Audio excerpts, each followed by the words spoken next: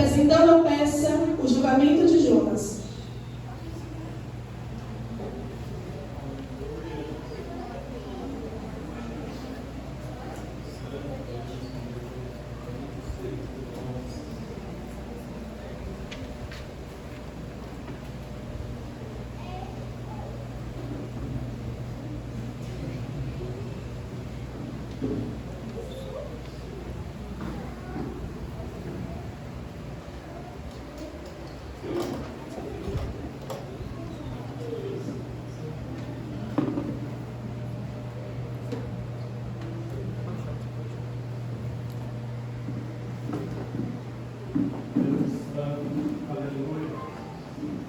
Declara aberta a sessão, onde o réu Jonas, filho de Amitai, será julgado por ter desobedecido a uma ordem direta do Senhor Deus, ao fugir para Tarsis, para não cumprir a sua missão de pregar a palavra de arrependimento ao povo da cidade de Nínive.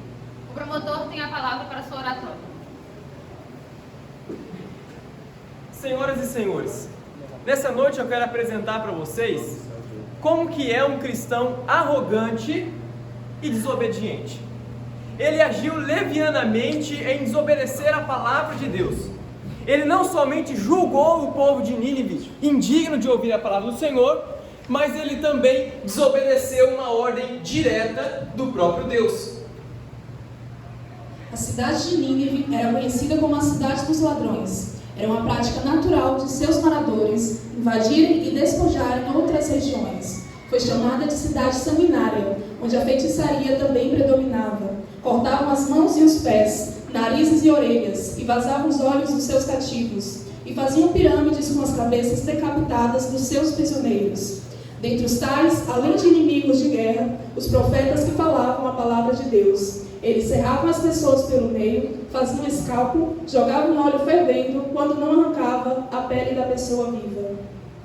Entretanto, não cabia a Jonas decidir se aquele povo merecia morrer ou não. A palavra de Deus diz que Deus não tem prazer na morte de ninguém. E eu posso provar isso. Está escrito em Ezequiel capítulo 18, versículo 32. Se Deus ele queria salvar esse povo, Jonas não tinha que se omitir. E Jonas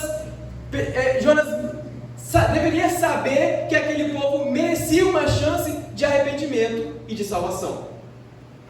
Advogada, a palavra é sua. Senhoras e senhores, o nosso excelentíssimo colega, promotor, chamou Jonas de arrogante e desobediente. Bem, devo dizer que concordo com ele. Sim, senhoras e senhores, Jonas realmente errou. Mas nessa noite, eu quero fazê-los compreender que, embora Jonas tenha errado, ele não merece ser condenado por este erro.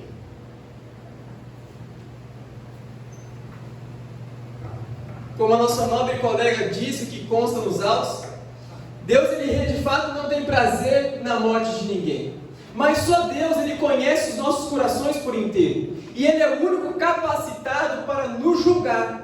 Jonas, ele não teve misericórdia daquele povo em decidir não pregar a palavra e em fugir. Se Deus desejava salvar aquela nação, salvar aquela gente, quem era Jonas para decidir se omitir em pregar a palavra de Deus? Como eu já adiantei para vocês, aquele povo deveria ter uma chance de arrependimento, porque era a vontade de Deus. Aquele povo merecia mais uma chance. Jonas realmente julgou aquele povo indigno de salvação. Mas se fossem vocês no lugar de Jonas, teriam mesmo ido pregar para aquele povo, mesmo sabendo que correriam risco de serem torturados e até mesmo mortos, o que já era de costume daquele povo sanguinário? Jonas não foi e nunca será o único a ter esse tipo de julgamento. Não somos tão diferentes de Jonas quando passamos na rua e viramos a cara para um mendigo. Quando julgamos alguém simplesmente por ter um corpo tatuado. Não somos assim tão melhores do que Jonas. Quando olhamos para alguém e o consideramos perdidos e temos a coragem muitas vezes de dizer a respeito de algumas pessoas que ela não tem mais jeito. Ou quando recebemos um chamado da parte de Deus e aí então nós pensamos, pregar para aquele povo? Ah não, essa é uma tarefa muito difícil.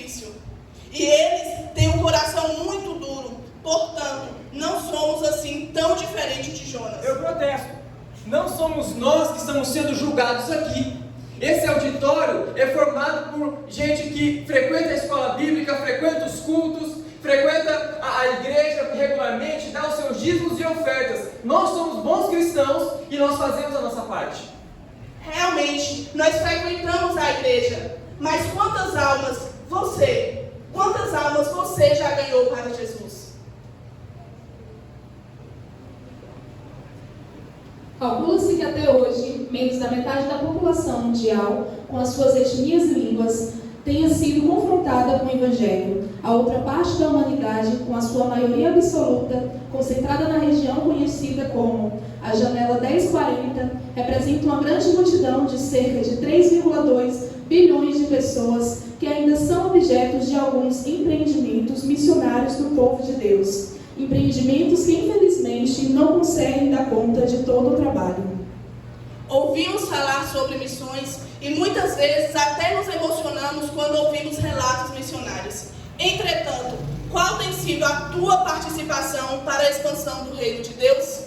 Jonas, mesmo sem querer, após ter sido engolido e vomitado por aquele tão grande peixe, ele foi e pregou a palavra de Deus para aquele povo. E ele pregou de uma tal forma que todo aquele povo se arrependeu dos seus pecados. Mas depois ele ficou zangadinho porque Deus perdoou o povo e desejou a morte. Sim, mas quem me garante que se fôssemos nós no lugar dele não teríamos a mesma reação? Aquele povo tinha um longo histórico de crime em suas costas, inclusive contra Israel.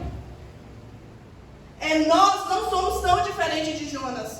Aceitamos a salvação e logo depois nós nos esquecemos que nós éramos pecadores e miseráveis e que fomos alcançados por essa tão maravilhosa graça. Portanto, nós somos tão culpados quanto Jonas. E encerro aqui a minha defesa.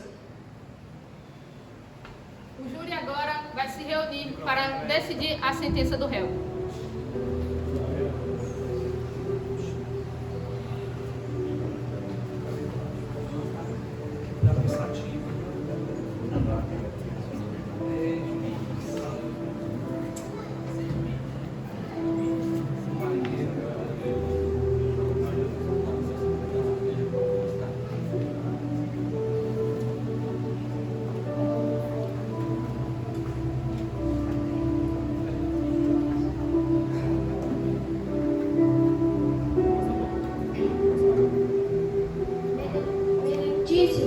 Nós consideramos o réu culpado por ter considerado o povo de Nínive indigno de salvação. Contudo, diante do que ouvimos aqui, chegamos à conclusão de que, assim como Jonas, nós também somos culpados.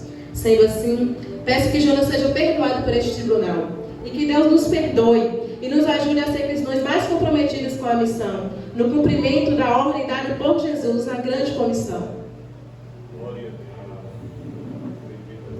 Diante das defesas e das ameaças, acusações do réu, eu declaro o réu perdoado e o caso encerrado.